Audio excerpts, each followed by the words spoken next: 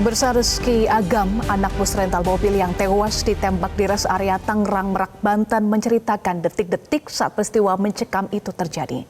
Polisi telah menangkap 4 pelaku, 2 diantaranya merupakan anggota TNI.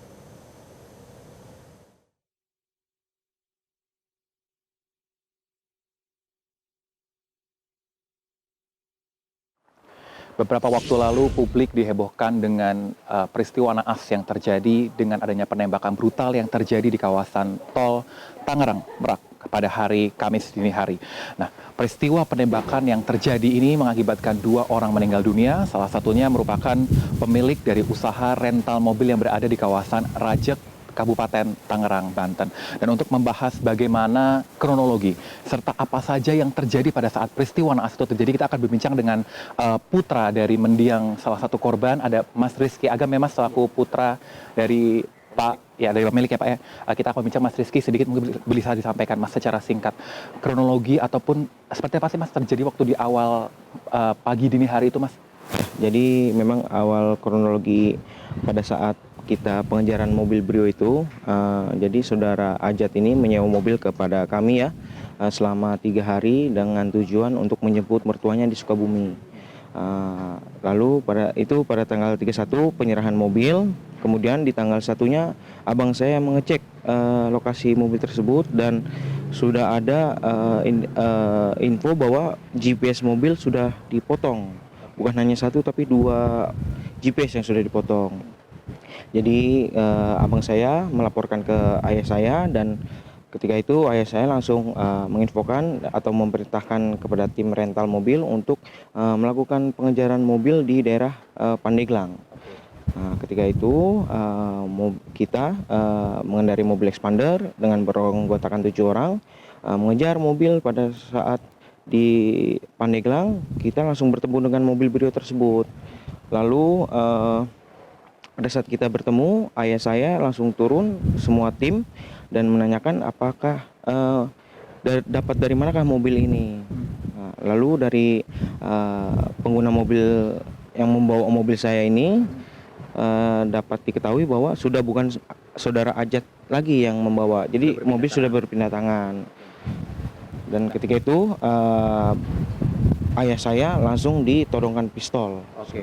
Berarti pada saat peristiwa yang terjadi mungkin cukup cepat ya Mas pada saat itu ya Mas ya. Sangat urgensi sekali. Iya, kami juga mendapatkan informasi kan memang yang menjadi highlight ataupun sorotan publik adalah katanya sempat meminta bantuan ya Mas terhadap salah satu kepolisian di Polsek Cinangka ya Mas ya. Nah, itu bisa dijelaskan apakah memang terjadi adanya penolakan bantuan atau seperti apa Mas yang terjadi pada saat waktu itu Mas? Ya, jadi kita pada saat pengejaran mobil itu ketika ia kabur, kita menginisiatif bagaimanakah cara untuk mengambil mobil kita ini, sedangkan kita tahu bahwa mobil yang yang bawa ini memiliki senjata api. Akhirnya kita melihatlah ke sekitar lokasi ada Polsek Cinangka, kebetulan yang itu yang terdekat ya. Pada saat itu kita menyambangi polsek tersebut dan ayah saya menceritakan kronologi pengejaran mobil itu ya, dan sudah diceritakan pula bahwa yang membawa mobil kami itu memiliki senjata api. Tapi dari polsek mengira bahwa kami ini dari leasing. Padahal sudah dibantahkan oleh ayah saya bahwa kami ini dari pihak rental mobil dan pemilik mobil rental langsung juga membawa bukti kepemilikan mobil seperti BPKB, STNK dan kunci serep pun kita bawa. Lalu pada saat itu ayah saya menanyakan kenapa tidak bisa ditolong. Ini kan urgensi kata bapak saya, dan dari pihak polsek itu beralasan bahwa kami tidak memiliki LP.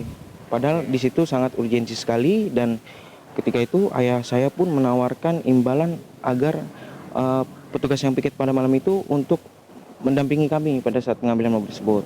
Lalu pada petugas itu menelpon Kapolseknya mungkin untuk memberitahu kejadian ini, dan dari pihak polsek pun tidak dapat mengizinkan untuk mendampingi kami mengambil mobil tersebut.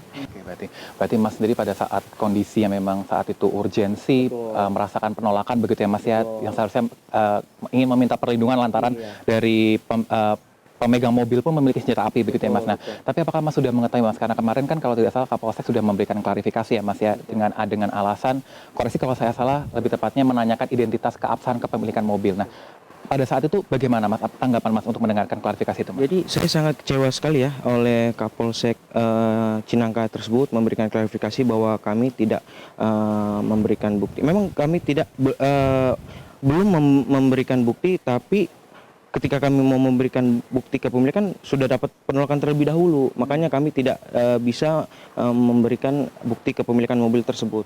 Seperti itu.